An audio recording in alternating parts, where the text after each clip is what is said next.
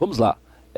Nessa nossa próxima aula, no nosso próximo bloco, eu quero falar sobre o aparecimento da igreja. Aliás, Jesus vinha falando aos seus discípulos muito subliminarmente sobre a chegada de um novo movimento, de um grupo de pessoas que iriam segui-lo. Mas Jesus nunca deixou muito claro acerca do que era esse projeto. Os discípulos tinham inclusive uma confusão importante, não somente os discípulos, mas a família desses discípulos, de que Jesus estivesse falando sobre um reino humano. Até porque à época da chegada de Jesus, Israel estava subordinado ao Império Romano, era escravo do Império Romano, era servo do Império Romano. Então havia no coração de todos os israelitas o desejo de liberdade, de se salvar, de tirar as amarras dos romanos, dos seus punhos. Então a chegada de Jesus com aquela nova mensagem, que o reino de Deus chegou, está à disposição de vós, eu vim para falar do reino e tal. Então a chegada do Messias ou do Cristo, para aquelas pessoas, era uma esperança de liberdade política.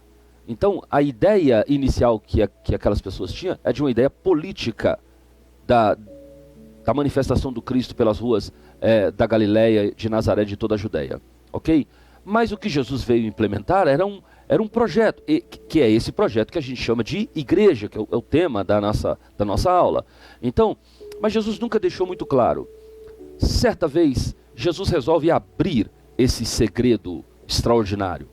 Jesus passa um dia inteiro numa região de Decápolis, e ele começa pela manhã curando gago, cego, paralítico, toda sorte de enfermidades.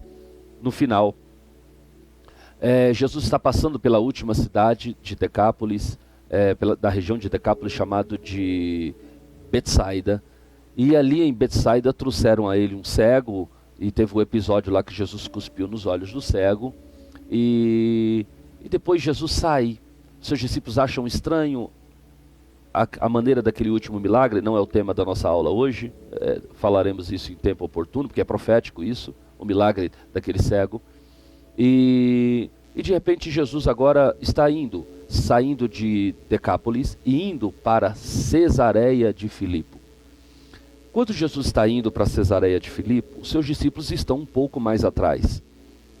E Jesus está caminhando e fazendo uma avaliação do que era o seu ministério, aquilo que a gente chama de um feedback do seu ministério. Ele quer saber o que está acontecendo, o que é que as pessoas pensam acerca dele. Ora, Jesus havia passado um dia inteiro curando as pessoas. No final do dia, depois de multiplicar pães para aquelas pessoas, e a Bíblia diz, e ele assentando-se na relva, suspirando, estava cansado.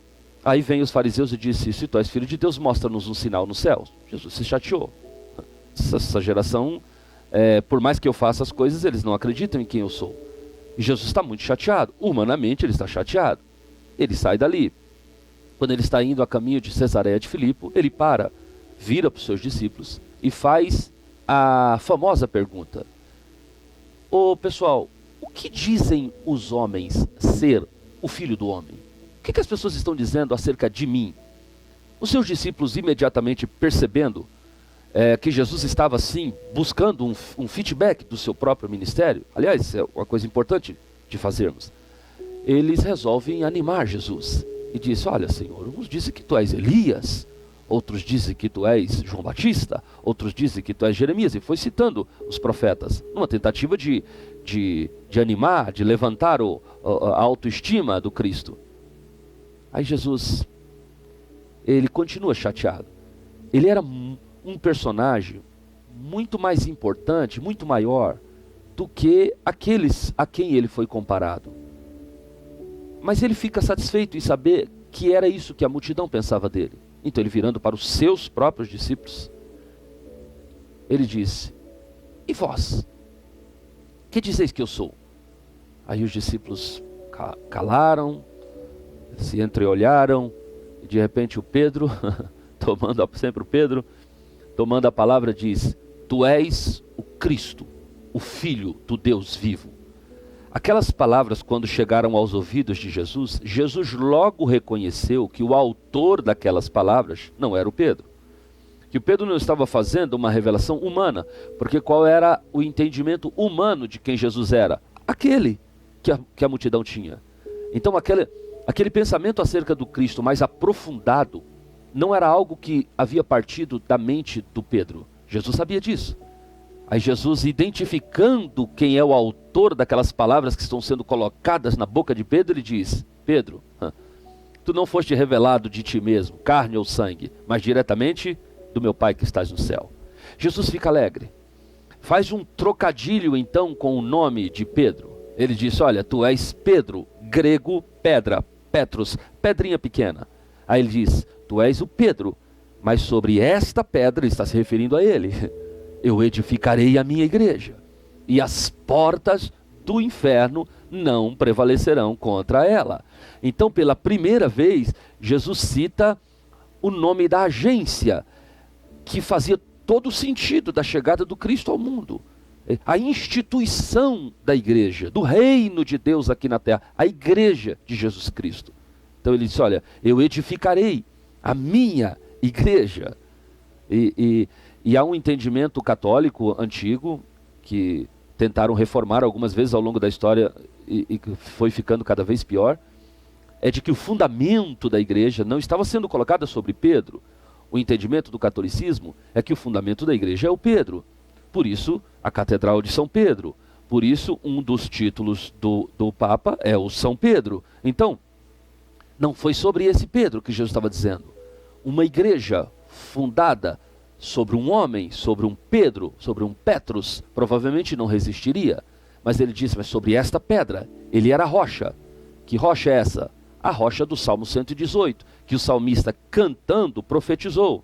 E disse: a rocha ou a pedra que os edificadores rejeitaram, tornou-se cabeça de esquina, tornou-se pedra principal de esquina. E continua dizendo o salmista no seu cântico: e foi Deus quem fez isso. E isso é coisa maravilhosa aos nossos olhos.